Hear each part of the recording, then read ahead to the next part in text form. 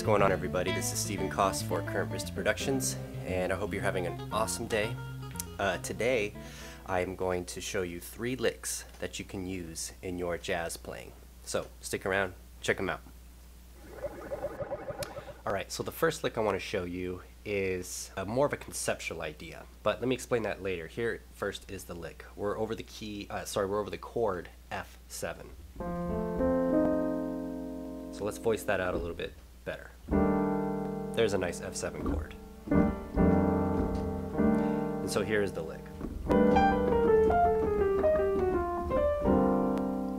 If you want to resolve it to B flat, you don't necessarily have to do that. Let me show it to you again.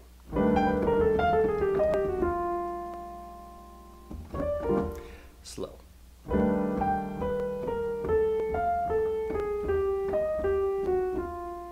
So that's the lick. It sounds really good. It's basically just parallel minor 6th, walking it down. But you're adding in that doo-dee-doo, and you're going down chromatically. I encourage you to try to do it with both hands. Let's see if I can do it. Ooh, that's tough. I'm doing it improperly with my left hand, but that's something to work on for me. Here's the conceptual idea of that. Basically what I think of when I do that is I'm stacking a G7 in my right hand on top of an F7 on my left hand. So here's that, what it sounds like. Let's take that and put it now directly on top. So we're basically outlining a dominant, I guess it says F Lydian dominant. I think of it as all these notes can fit over F7 pretty nicely. This is assuming we have a regular 13 in there and not a alt chord. So really that G7 fits in quite nicely over it. So why don't we think G7 in our right hand and F7 in our left hand and see what happens.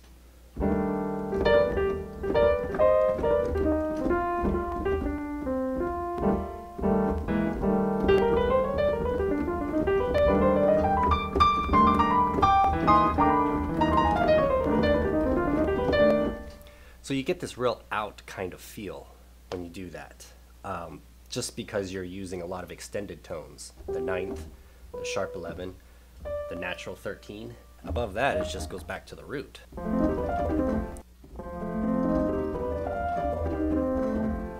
You're covering all the notes within that Lydian dominant scale. So anyways, that is your first lick / conceptual idea.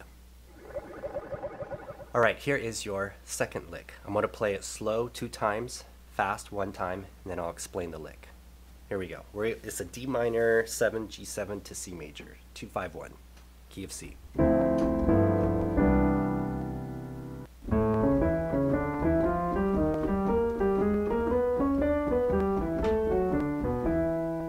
me do that a little slower.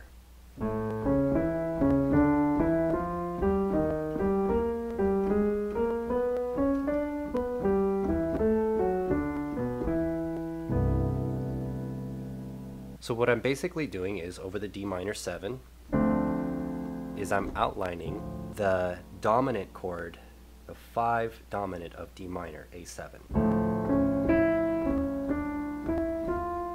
And that last part, I'm just walking that up. So basically you have A over D minor for a second, and then here's where the kicker comes in. Over that G7 chord, G7 alt is how you want to voice it, sharp 9, sharp 5, here's what my right hand is doing. E flat triad leading to A flat minor, which is the start of the tritone substitution in the key of C, and it resolves to C major, D minor, A major, D minor, G7, E flat triad over it, upper structure, A flat minor, this tritone substitution, or you can think of it as D flat 7, and that last part of the lick, the 9th, 7th, 5th, 3rd, outline an E minor over C, do a B minor over C. I encourage two-hand practice with this one. Oh, sorry.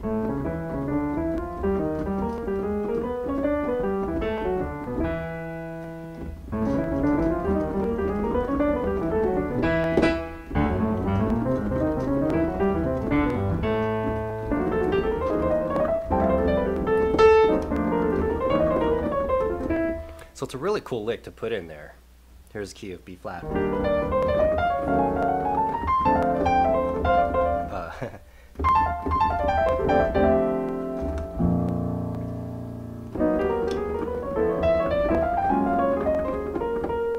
Key of G flat. It's actually easier in the flat keys because once you get to those tritone substitutions, you end up diverting back to the easier keys I get. Anyways, that is your lick. 251 key of C.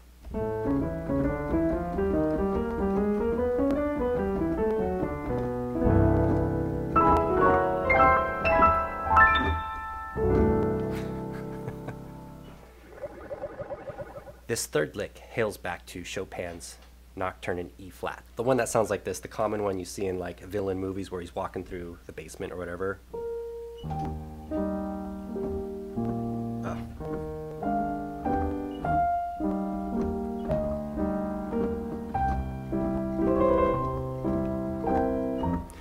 So that Nocturne, could have played it better. But there's a spot in that Nocturne that I really, really like. I thought, man, this would be a really cool jazz lick. And here's Chopin's version. Let's see if I can do it. Oy, oy, oy.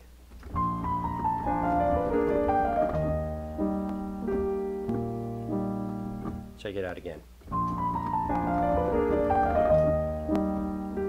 Let's take away the left hand. Do the right hand.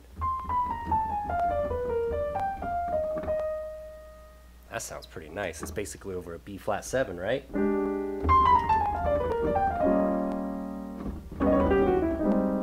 So here is what the lick is. I'm going to do it in Chopin's original key, E flat. So we're taking the 5 of E flat, which is B flat 7. Let's add a nice 13 in there. I'll do the lick slow, starting on the 9th.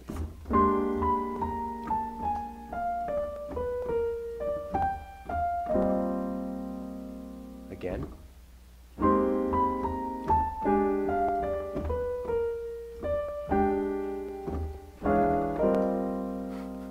Start on the 9th, walk down chromatically to the 7th. Then from here, and when you do this, you want to finger it starting with your forefinger, so that way you can reach over and do your 4 right here.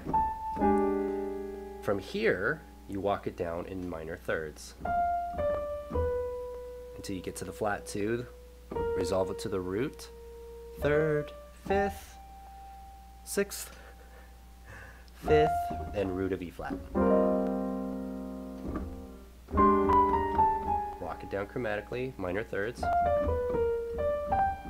root, 3rd, 6th, 5th.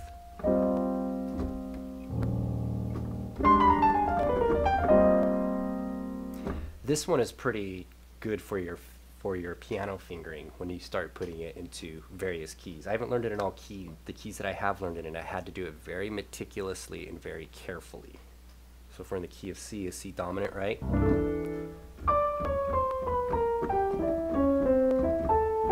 me do that again.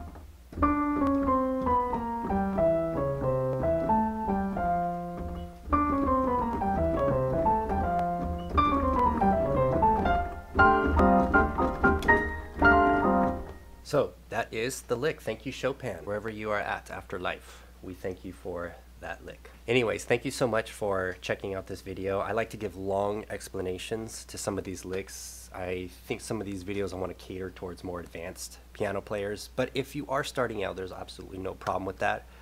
Pick out what you can, and more importantly than watching something on YouTube, which is important, is going out and listening to live music and also listening to just the greats.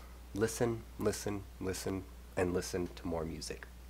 All right, Stephen Coss signing out for Current Vista Productions. And if you like this video, like and subscribe. If you don't, no worries. And I'll catch you in the next video. Thank you.